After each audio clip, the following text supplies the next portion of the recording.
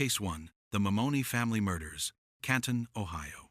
The 8th of June, 2009. Canton, Ohio. A father's visitation day. When police found the car that afternoon, both children were still buckled into their seats. Macy, 5 years old. James, 3. The investigators who opened those doors saw something that would haunt them for the rest of their careers. Blood, stillness, 2 small bodies strapped in place, unable to run, unable to fight back. What kind of person uses access to their own children as a weapon? Before we go further, where are you watching from? Drop your city or country in the comments. If cases like this fascinate and horrify you like they do me, hit subscribe. We're diving deep into 10 of Ohio's darkest stories tonight. James David Mammone III and Marcia Eakin had the kind of marriage that looked fine from the outside, but was rotting from within. Possessiveness disguised as love. Control masked as concern. By the time their divorce was finalized in April 2009, the volatility between them had escalated into something dangerous. There were angry texts, threats, accusations of betrayal. Marcia had moved on, and James couldn't stand it. The court granted him visitation rights, standard procedure in custody arrangements, supervised time with Macy and James IV.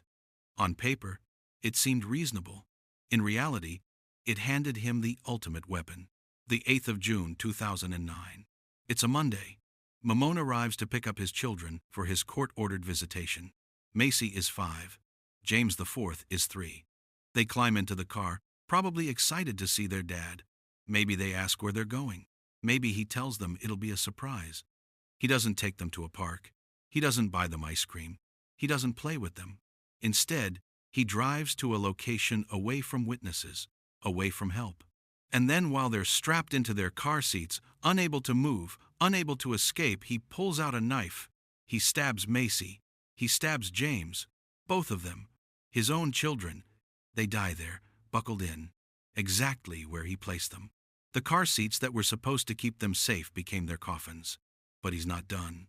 Mammon drives to the home of Margaret Eakin, Marcia's mother, the children's grandmother. Margaret, 57 years old, probably has no idea what's coming. He forces his way inside. He shoots her. He beats her. The scene, investigators later describe, is exceptionally brutal. The kind of violence that goes beyond rage into something colder, calculated. Margaret represented Marcia's support system, her foundation. By killing her, Mammone was severing every lifeline Marcia had. The door is left open. The car sits outside, engine still warm, 2 small bodies still buckled in the back. When authorities finally pieced together what happened, the evidence is overwhelming. Text messages leading up to the murders. Angry, threatening, obsessive. Forensic evidence from the car. Blood. DNA. The timeline of his movements that day. But the most chilling piece of evidence doesn't come until weeks later. The 25th of August, 2009. The Canton Repository, the local newspaper, receives a package in the mail. Inside is a multi-page letter, handwritten, detailed. It's from James Mimon, a full confession.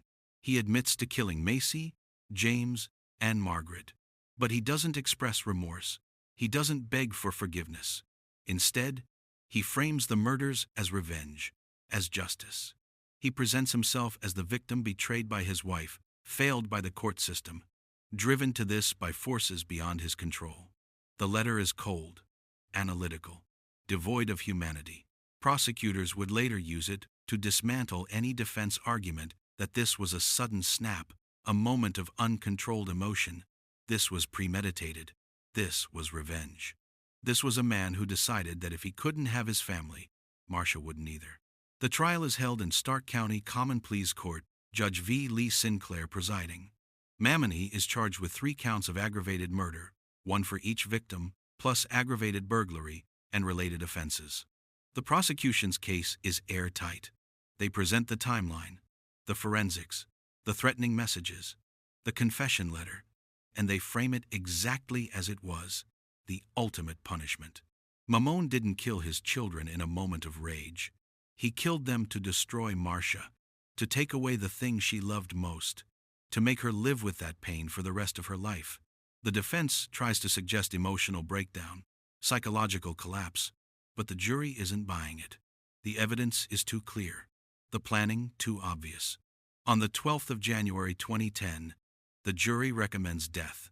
Judge Sinclair sentences James Mammone to 3 death sentences, 1 for Macy, 1 for James IV, 1 for Margaret Eakin, plus an additional 27 years for the burglary and related charges. Mammone appeals, as all capital defendants do. The case goes to the Ohio Supreme Court. In 2014, the court affirms both the convictions and the death sentences. The language in their ruling is pointed. They emphasize the calculated, vengeful nature of the crimes, the absence of genuine remorse, the deliberate use of his children as instruments of revenge. As of 2025, James Mammone remains on Ohio's death row, with federal habeas appeals continuing to delay any execution. But here's the question that haunts this case, the one that should keep us all up at night. How do we prevent this? Weaponized fatherhood. Courts granted James Mammone access to his children because the law presumes that parental access is a fundamental right. Visitation is standard. But what happens when that access becomes the weapon itself? What do we miss when we treat a father's right to visitation as sacred? Even when rage is visible, even when threats have been made, even when everyone around him can see the danger? Marcia knew. She had to have known. But the system didn't protect her children. And now 2 kids are dead, a grandmother is dead, and a mother has to live with the unimaginable. That case haunts me. But it's not the only time custody became a death sentence in Ohio. Quick question, what time is it where you are right now? Just curious how late you're staying up for this. Case 2. The Pike County Rhoden Family Massacre. The 22nd of April 2016. Pike County, rural Ohio. The kind of place where everyone knows everyone, where gravel roads wind through farmland and neighbors are more like extended family. That morning, the first 911 call comes in just after 7 a.m. The voice on the other end is frantic. There's blood everywhere. Dispatchers send units immediately, but nothing can prepare them for what they're about to find. By midday, the scope of the horror becomes clear. 8 people dead across 4 separate homes, all shot execution style, most of them killed while they slept. Quiet farmhouses that should have been safe, transformed into crime scenes. A close-knit community, shattered in a single night. This isn't a random act of violence. This is coordinated, methodical, brutal. And it kicks off the largest homicide investigation in Ohio history. The victims are members of the Rhoden family, ranging in age from 16 to 44. Christopher Rhoden Sr., 40. His ex-wife Dana Rhoden, 37.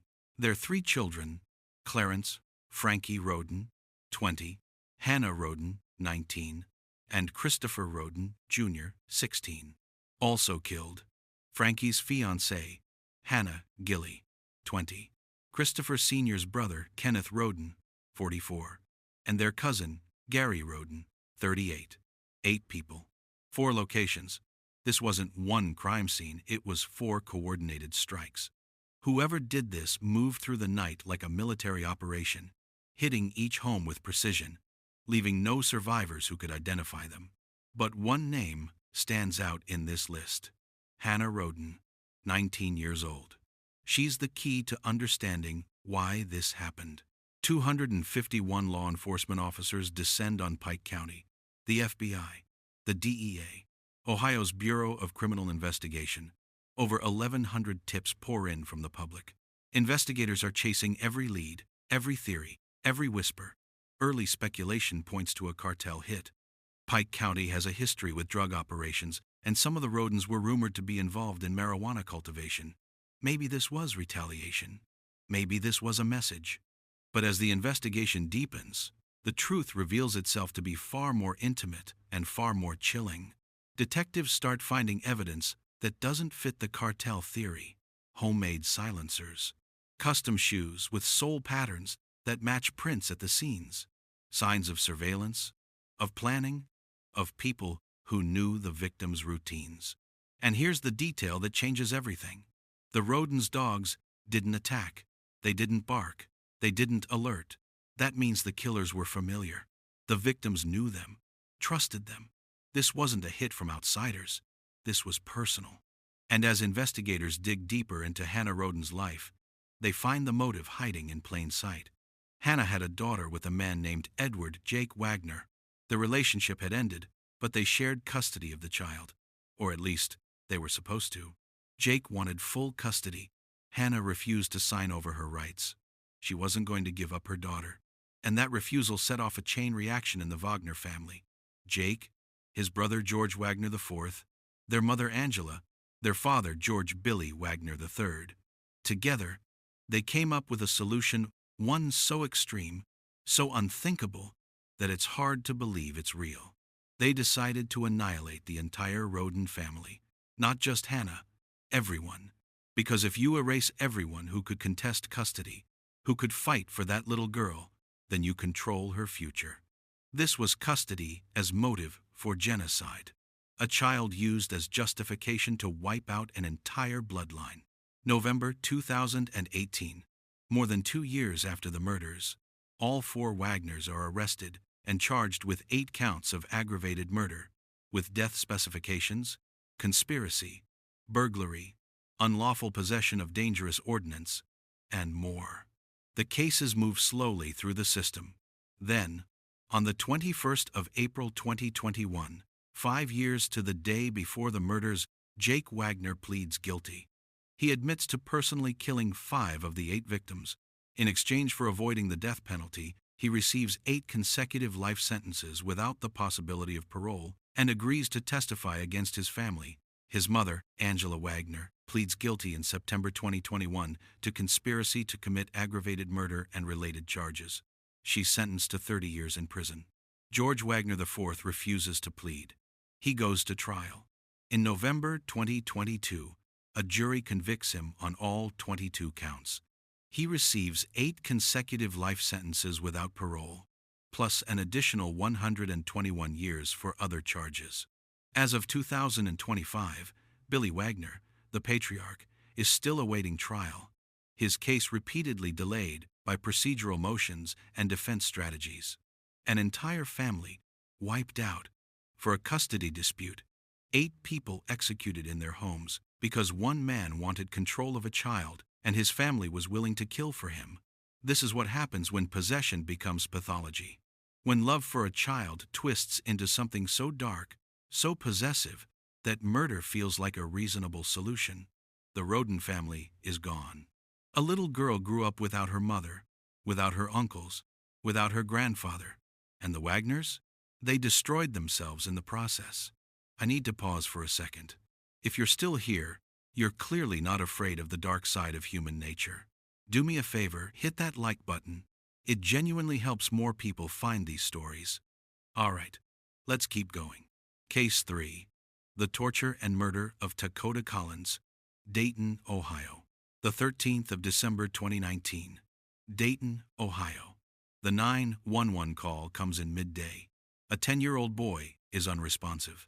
Paramedics rush to the scene, expecting maybe a fall, an accident, something they can fix. But when they arrive, what they see stops them cold. The boy on the floor doesn't look 10. He looks 6, maybe 7. Extreme emaciation. His body is covered in bruises, some fresh, some fading, some old and yellow. Different stages of healing, which tells investigators one thing. This has been going on for a long time. His name is Takoda Collins. He dies shortly after they arrive. There's nothing they can do. He's already gone. The investigation moves fast. Takoda's father, Al-Mutahan McLean, lives in the home with his girlfriend, Amanda Hinze, and her sister, Jennifer Ebert. All 3 adults were present. All 3 adults had access to Takoda. And as detectives start digging, the full scope of the horror comes into focus. Takoda wasn't just neglected. He was systematically tortured for months, maybe longer. He was locked in the attic for extended periods, isolated, alone, in the dark, forced to stand in stress positions for hours at a time, his small body trembling with exhaustion and pain. He was deprived of food. His weight at the time of death was shockingly low for a 10-year-old. He was denied clothing, left in the cold, stripped of dignity, of childhood, of every basic human need. And the abuse didn't stop there. He was beaten repeatedly. Fists, objects, whatever was within reach. His body showed signs of blunt force trauma injuries that would have been agonizing, injuries that no child should ever endure. But there's more. Takoda was also sexually abused. Prosecutors would later describe the environment as one of ceaseless, deliberate cruelty. The medical examiner's report lists the cause of death as blunt force trauma, compressive asphyxia, and water submersion.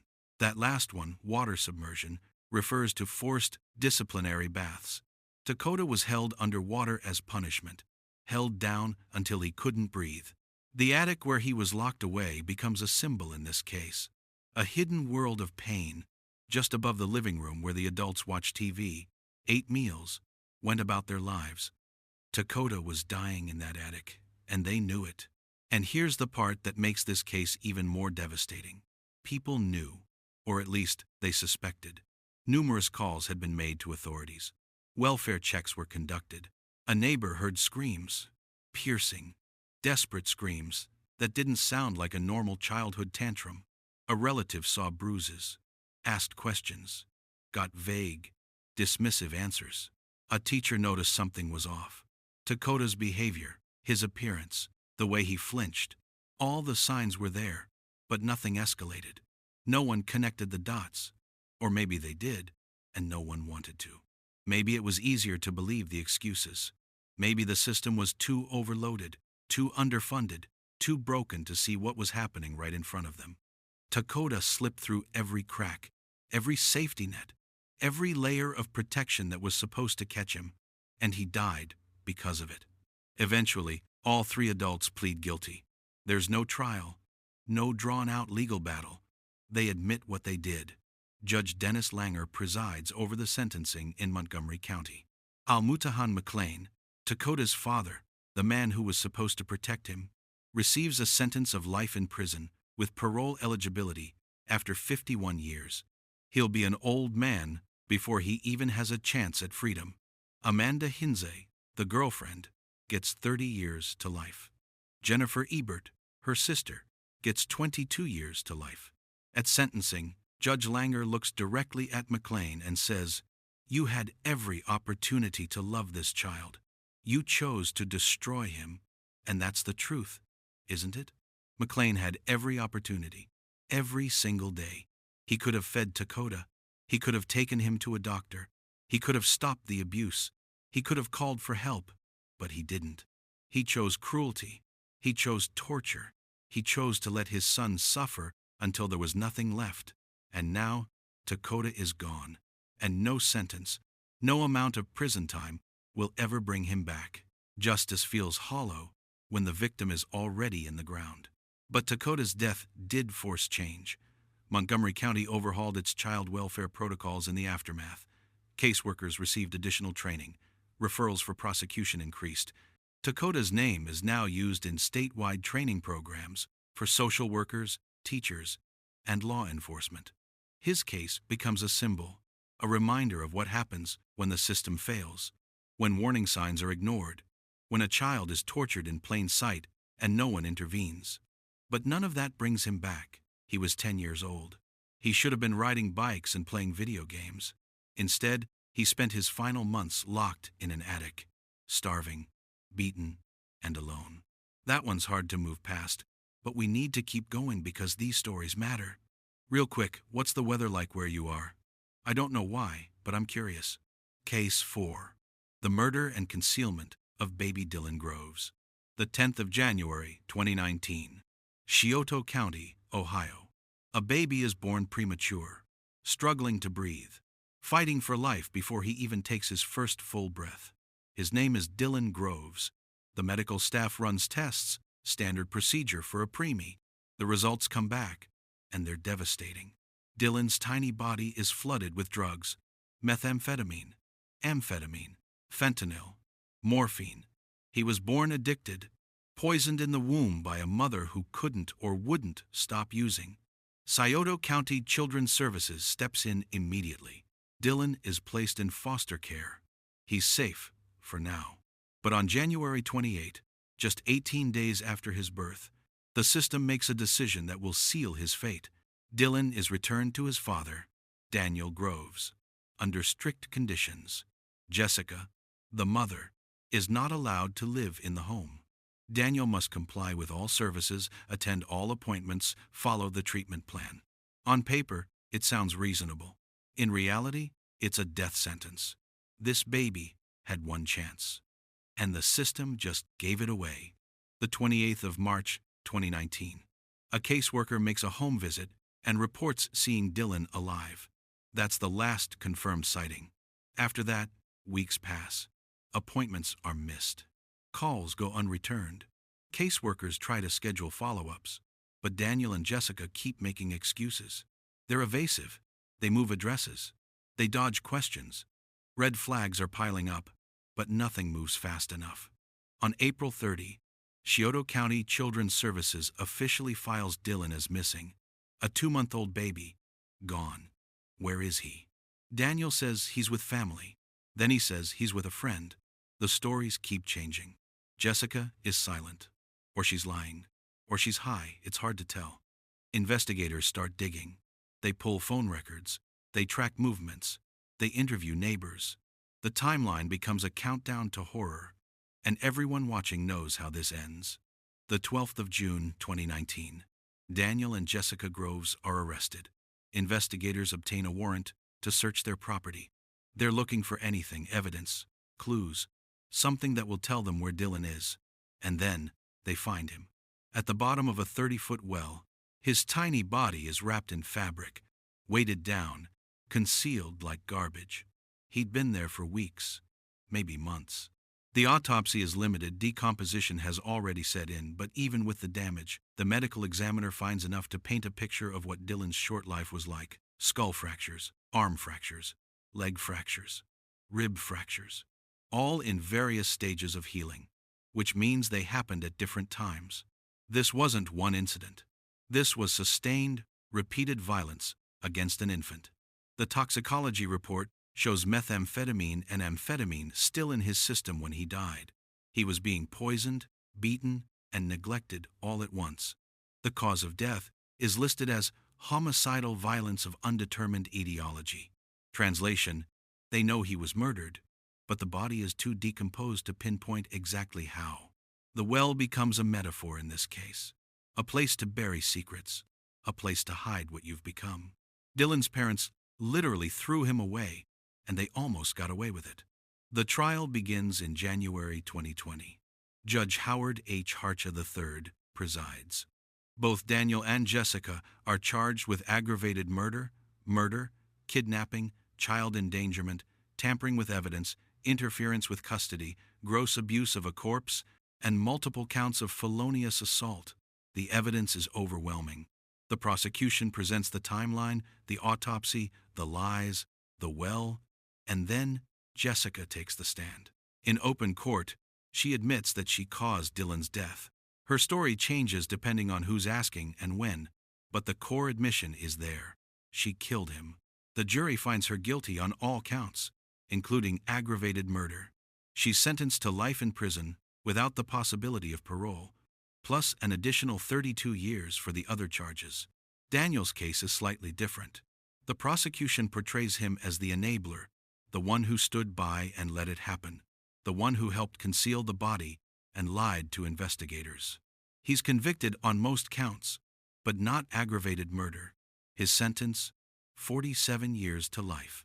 The house where Dylan died, where his parents hid his body and lied to caseworkers, is later demolished, erased, as if removing the building could somehow erase the evil that happened inside. But this case doesn't end with the convictions, because Dylan was failed long before his parents killed him. He was returned to an unfit home despite every red flag. Born addicted, parents with a history of drug abuse, and yet the system sent him back. In 2021, 2 Scioto County caseworkers, Lisa Thomas and Renee Ginn, are criminally charged with child endangerment in connection with Dylan's case and another child death. It's a rare move, holding the system itself accountable, charging the people who were supposed to protect him. Dylan was failed twice: at birth, when his mother's addiction poisoned him, and at reunification, when the system decided his father was fit to care for him, he never had a chance.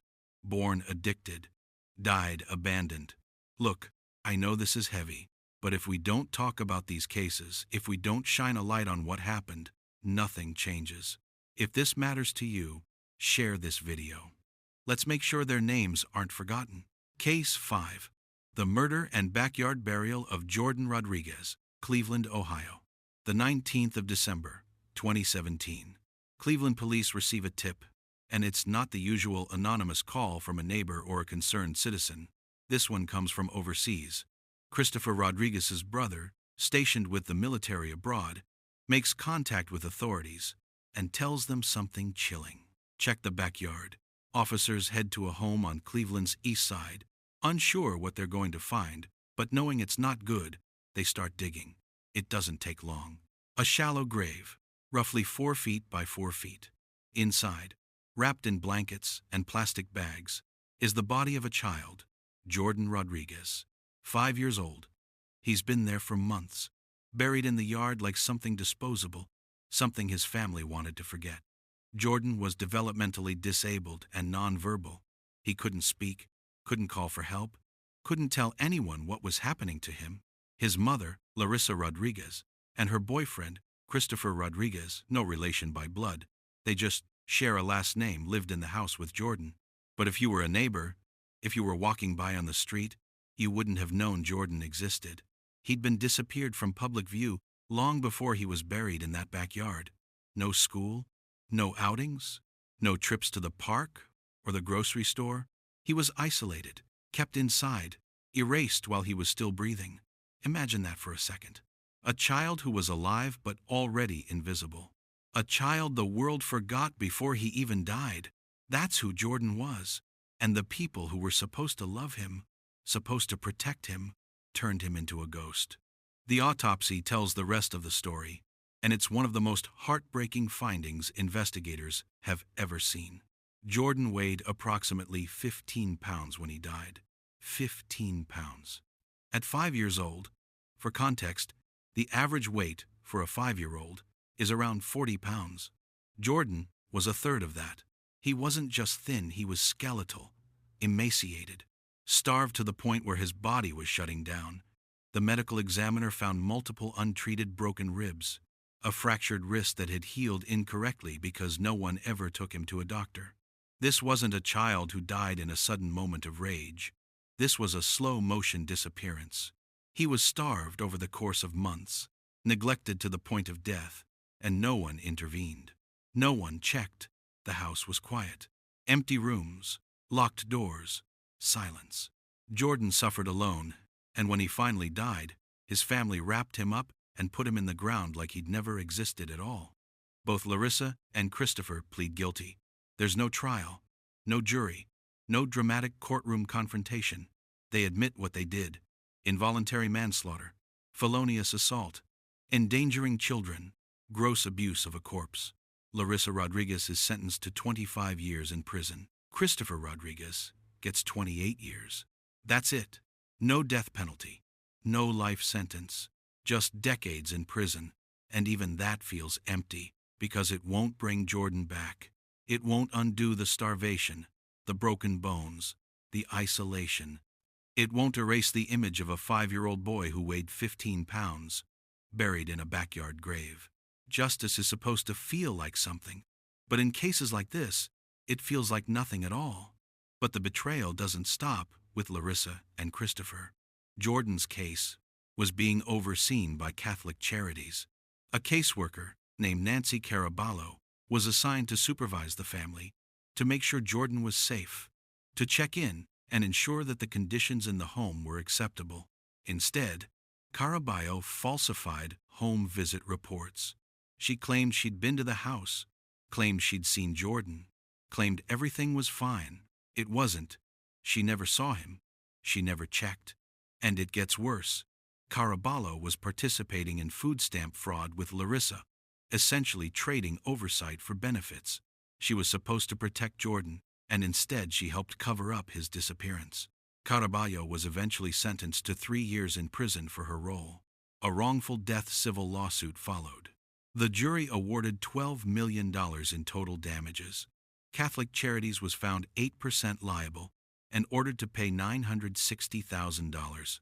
As of 2024, appeals are still active, the legal battle dragging on years after Jordan's death. But here's the reality. Buried in the backyard, buried by the system, Jordan was failed by the people who were supposed to love him and by the people who were supposed to save him. Systemic failures, falsified reports, children erased. But sometimes the betrayal is even closer to home. Case 6.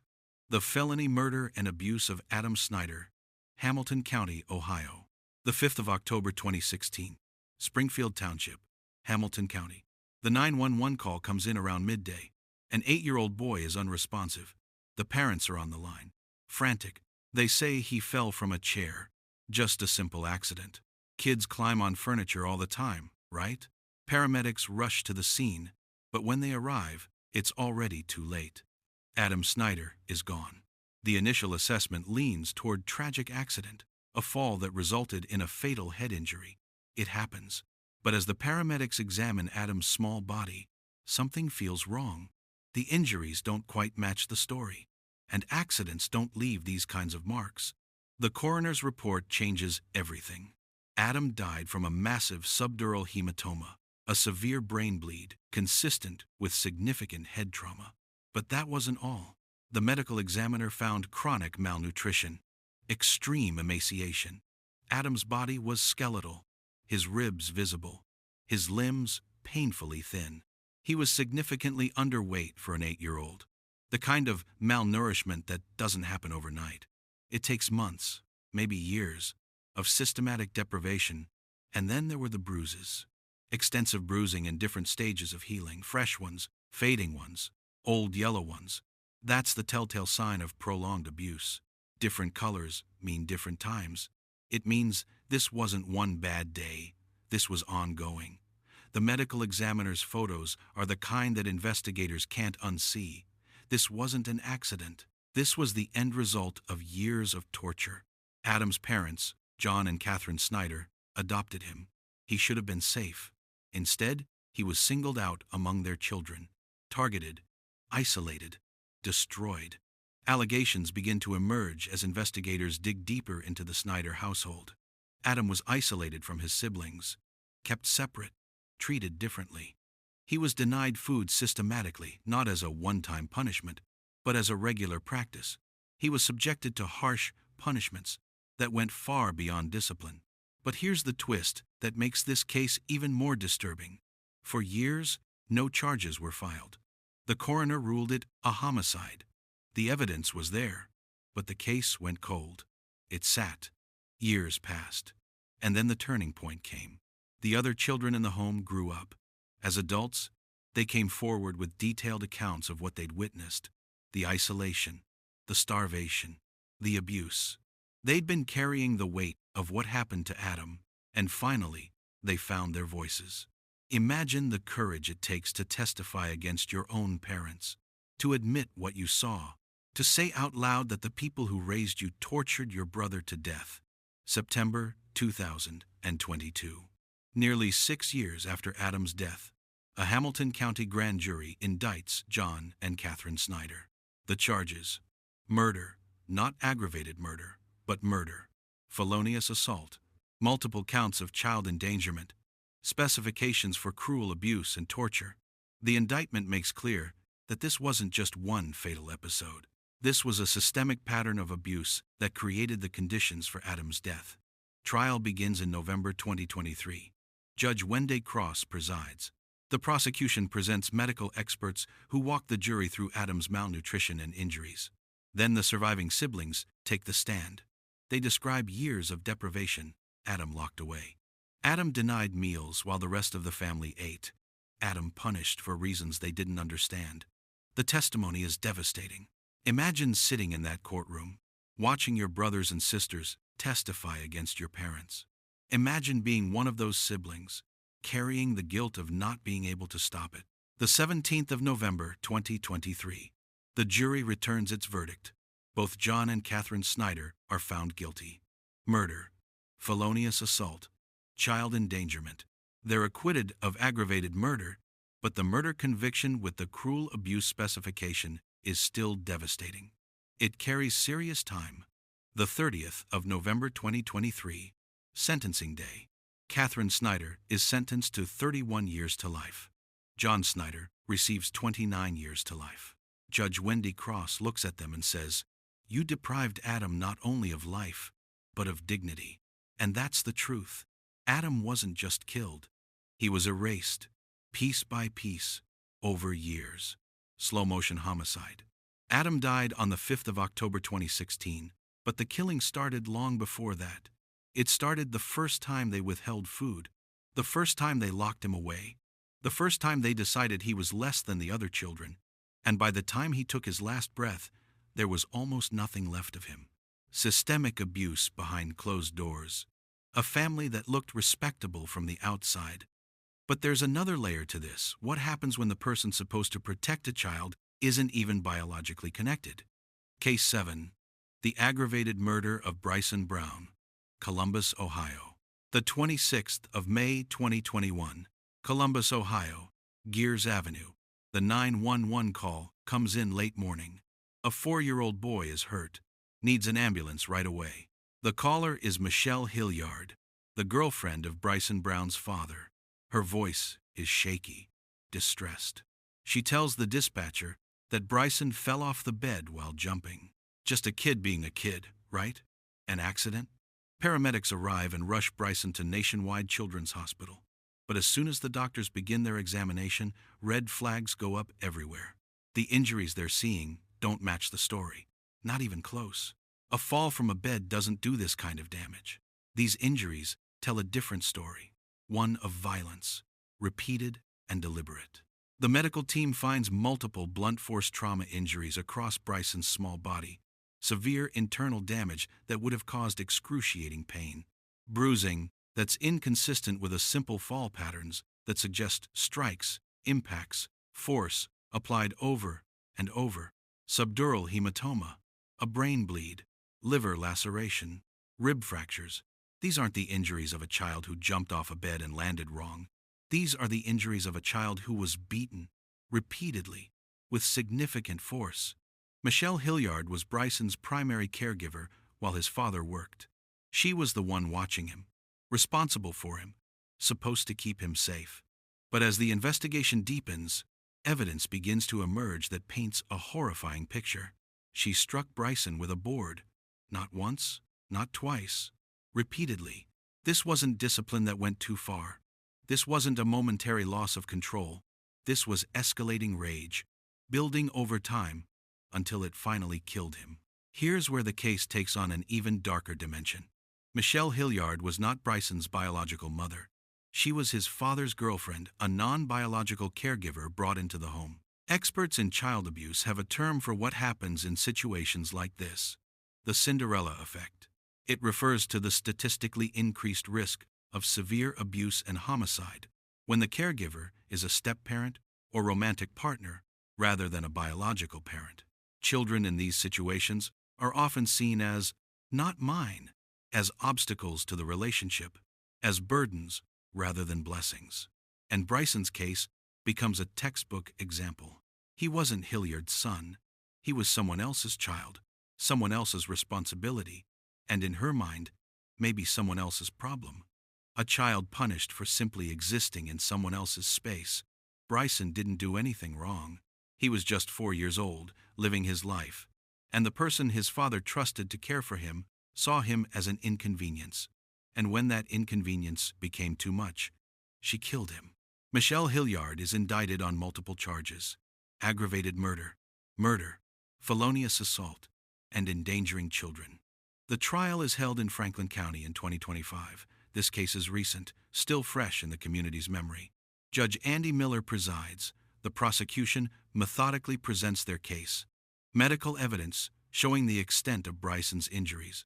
A timeline that reveals escalating abuse, not a one-time accident. A pattern of anger and control that built until it exploded into lethal violence. The defense tries to minimize what happened, tries to frame it as a tragic accident. tries to make the jury believe that Hilliard didn't mean for this to happen. But the jury doesn't buy it. The evidence is too clear, the injuries too severe, the lies too obvious. September 2025. The verdict comes in, guilty on all major counts. Michelle Hilliard is convicted of the aggravated murder of Bryson Brown. Sentencing follows shortly after. She receives life in prison with parole eligibility after 25 years. 25 to life. Judge Andy Miller looks at her during sentencing and says, "You were entrusted with his care. Instead, you became the threat." And that's the devastating truth of this case. Bryson's father brought Michelle into their home thinking she would help raise his son, thinking she would be a partner, thinking his child would be safe. Instead, she killed him. There was no elaborate plot, no premeditated revenge scheme, no grand conspiracy, just everyday rage, unchecked and uncontrolled, simmering under the surface until one day it boiled over, and a 4-year-old boy paid the price with his life. Non-biological caregivers, systemic abuse, slow deaths, and sudden violence. But sometimes, the betrayal comes wrapped in manipulation, and it ends with a knife. Case 8. The Murder of Lisa Knoefel by foster daughter Sabrina Zunich. Willoughby Hills, Ohio. Around 2011, a troubled teenage girl named Sabrina Zunich is placed with the Knoefel family in Willoughby Hills, Ohio, a quiet suburban area outside Cleveland. It's supposed to be a fresh start. The Knoefels' husband Kevin, wife Lisa, and their biological children are opening their home to a kid who needs stability, who needs safety, who needs a chance. Sabrina is supposed to find a family. Instead, she finds a predator. Kevin Knoefel, a married man, a foster parent, someone entrusted with the care and protection of vulnerable children, begins grooming her, slowly, deliberately. And Sabrina, who came into that house looking for someone to trust, falls into his trap. By 2012, Kevin Knoefel is in a sexual relationship with teenage Sabrina. He's a grown man, she's a minor. He's her foster parent, and he's using her in every way possible. He complains constantly about Lisa, his wife. He tells Sabrina that Lisa is the problem, that she's the obstacle, that if Lisa weren't around, everything would be better. He mentions the life insurance policies, hundreds of thousands of dollars. He paints a picture of a future where he and Sabrina can be together, free and financially secure. We could be together, we could be free. That's what he tells her. Phone records later reveal over 1,400 calls and texts between Kevin and Sabrina in the 2 weeks leading up to the murder. Dozens of messages the night before, dozens more the morning of. This wasn't a casual relationship. This was manipulation, coercion, and control. Kevin Knoefel turned a vulnerable child into a weapon, and he aimed her directly at his wife. The 16th of November 2012. Early morning, while the house is still dark and quiet, Sabrina Zunich, now 18 years old, picks up a kitchen knife.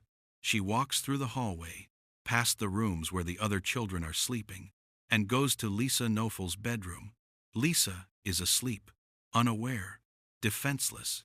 Sabrina raises the knife and brings it down, once, twice. She doesn't stop. She stabs Lisa 178 times. 178. Let that number sit with you for a second. This isn't a single act of rage. This isn't a momentary loss of control. This is sustained, relentless violence. It takes time to stab someone that many times. It takes effort. Lisa's 13-year-old biological daughter hears the commotion, comes to see what's happening, and witnesses part of the attack.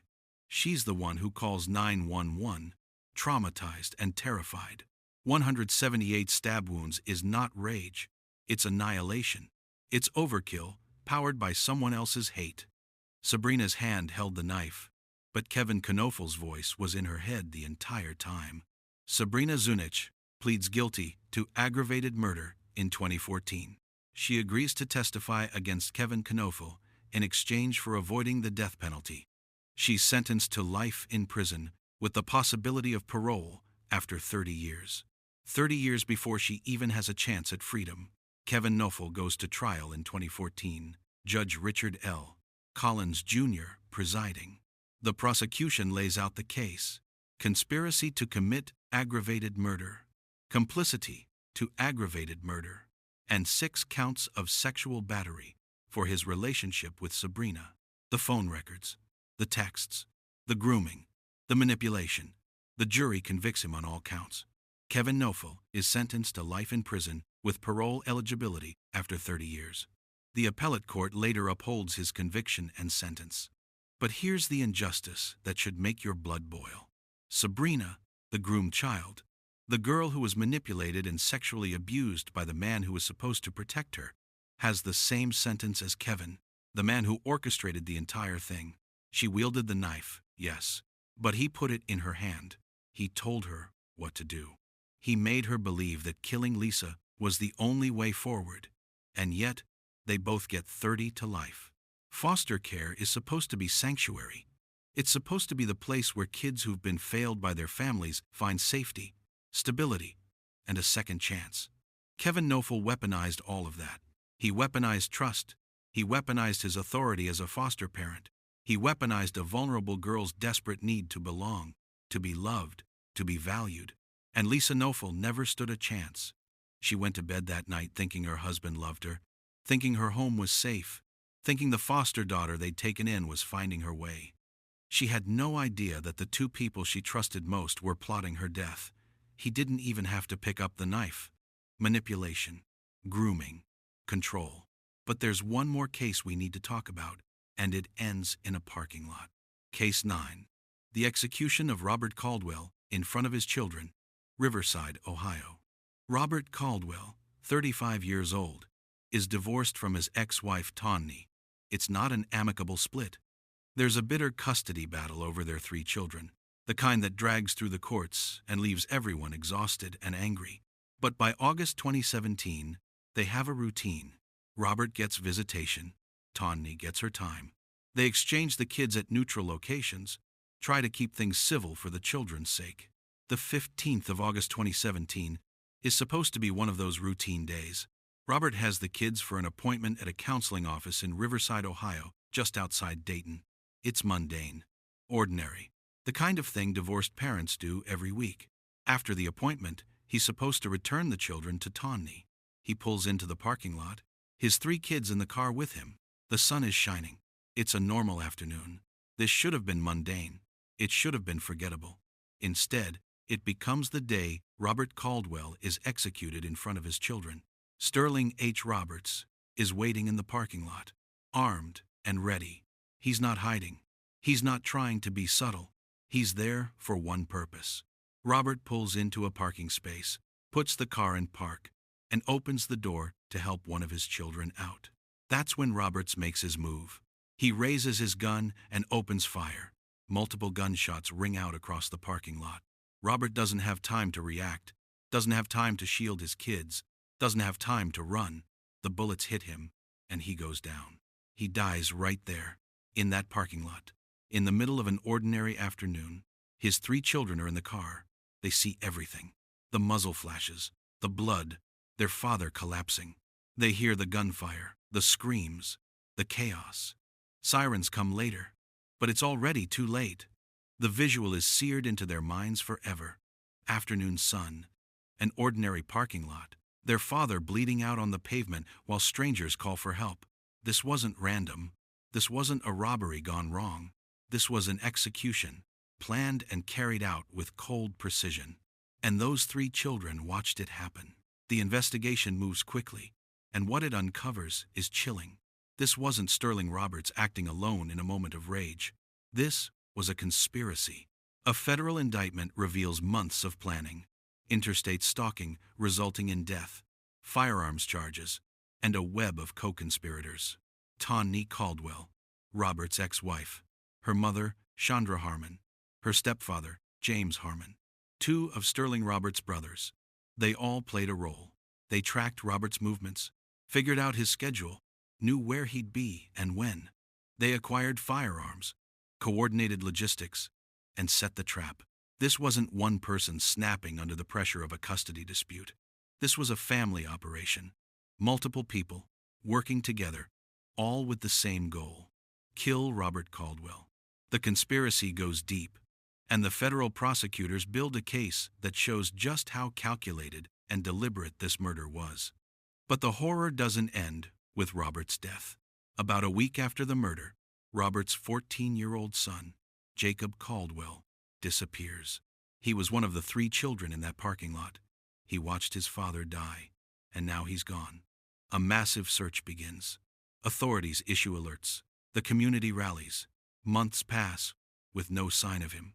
Then, in August 2018, a full year after Robert's murder, Jacob is found alive. He's been hidden in a basement, living with adults connected to Tawny's side of the family. He didn't run away. He was taken, hidden, kept from the outside world. Several people are charged with interference of custody for their role in hiding Jacob. Trauma on top of trauma. He loses his father in the most violent, public way imaginable. Then he loses a year of his life, hidden away by the very people who orchestrated his father's murder. The federal trials begin. Tawny Caldwell pleads guilty in October 2020 to interstate stalking resulting in death. Senior U.S. District Judge Thomas M. Rose presides over her sentencing. In 2021, he hands down a 35-year federal prison sentence. Tawny will be an old woman before she's released, if she's ever released at all. Sterling Roberts, the shooter, goes to trial and is convicted in March 2022. Judge Rose doesn't mince words during sentencing. He calls Roberts' actions cold and ruthless, and he sentences him to life in federal prison. No parole, no second chances. Roberts will die behind bars. 3 children lost their father in a parking lot on a sunny August afternoon. One of them lost a year of his life, hidden in a basement by the people who orchestrated the murder. And all of it, every bit of the planning, the violence, the trauma came down to one thing: a custody battle that someone decided to settle with bullets. 7 cases, dozens of lives destroyed. But there's one more, and it brings us back to where we started: custody as a weapon. Case 10, the Garrett double murder, Columbus, Ohio. Christopher Deshawn Garrett and Nicole Duxon had the kind of relationship that never really worked, but never fully ended either. On again, off again. Volatile, full of arguments, control issues, and unresolved anger. They had a daughter together, Christina, 4 years old. And like so many of the cases we've covered tonight, the custody of that little girl became the battleground. Garrett wanted control. Nicole wanted independence. They fought constantly, their relationship marked by threats and possessive behavior. By early 2018, they're living separately. Nicole has a home on Fleet Road on the southeast side of Columbus, Ohio. Christina splits time between them, caught in the middle of 2 people who can't let each other go and can't figure out how to coexist. The 5th of January 2018, Garrett goes to Nicole's home. We don't know exactly what sparked it, maybe a disagreement over visitation, maybe something Nicole said, maybe just the accumulation of months of resentment finally boiling over. They argue outside the house. Voices are raised. Neighbors would later recall hearing the confrontation, but not thinking much of it. Couples fight, right? But this time, Garrett doesn't just yell. He pulls out a knife. He stabs Nicole, not once, multiple times. She tries to fight back, tries to get away, but he's relentless. She falls, and then he turns. Christina is there, 4 years old, his own daughter, the child he claimed to love, the child he fought for custody of, the child who was supposed to be the reason for all of this. He stabs her. The knife goes into her neck, into her torso. A 4-year-old girl bleeding out in front of her mother's home. There's no forced entry here, no signs of a robbery, no stranger danger. This is a man making a choice, a deliberate, conscious choice. If I can't have them, no one can. That's the logic. That's the twisted, possessive reasoning that ends with 2 people dead in a front yard. The investigation is straightforward. Garrett doesn't run far. The evidence is overwhelming. Prior threats, texts, voicemails, messages where Garrett makes it clear he's not going to let Nicole move on, digital communications that show obsession, control, and escalating anger. The brutality of the stabbings is consistent with possessive rage, the kind of overkill that comes from someone who feels betrayed, abandoned, humiliated. The case is prosecuted in Franklin County Common Pleas Court. Judge Chris Brown presides. Garrett is charged with aggravated murder, with death specifications, one for Christina because she was a child under 13, and another for the fact that there were multiple victims. He's also charged with tampering with evidence and related counts. The trial begins in August 2019, lasting approximately 12 days. The prosecution presents the threatening messages, the timeline, the forensic evidence from the scene, and testimony from witnesses who heard the argument that day. The defense tries to argue mental health issues, tries to paint Garrett as someone who lost control, someone whose upbringing and psychological struggles led to this moment. But the jury isn't persuaded. On all major counts, they return a verdict: guilty. The 11th of September 2019, sentencing day. This is where the case takes an interesting turn. The jury recommends a death sentence for the murder of Christina, but for the murder of Nicole, they recommend life in prison without the possibility of parole. 2 victims, 2 different sentences. The aggravating factors, child, victim, multiple victims, outweighed the mitigating factors, like Garrett's mental health issues and difficult upbringing. But here's the question worth pausing on. Why death for the child, but not the mother? Legally, it makes sense. The law treats the murder of a child differently, views it as particularly heinous. But it's worth observing what this tells us about how we value innocence, how we view victims.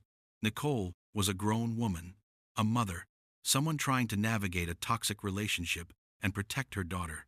Christina was 4. She had her whole life ahead of her. In the eyes of the law and the jury, her death carried more weight. This isn't a legal critique, it's just an observation about the way we process tragedy and assign value to lives lost. Garrett appeals, as all capital defendants do. The case goes automatically to the Ohio Supreme Court. In November 2022, the court issues a decision. 4 justices vote to uphold the death sentence. 3 dissent. The dissent focuses heavily on Garrett's mental illness, arguing that the mitigating factors should have been given more weight. But the majority holds. The death sentence stands. As of now, Christopher Deshawn Garrett remains on Ohio's death row, one of the state's more recent additions to a system that moves slowly, where appeals can stretch on for years, sometimes decades. Christina was 4 years old. She had her whole life ahead of her.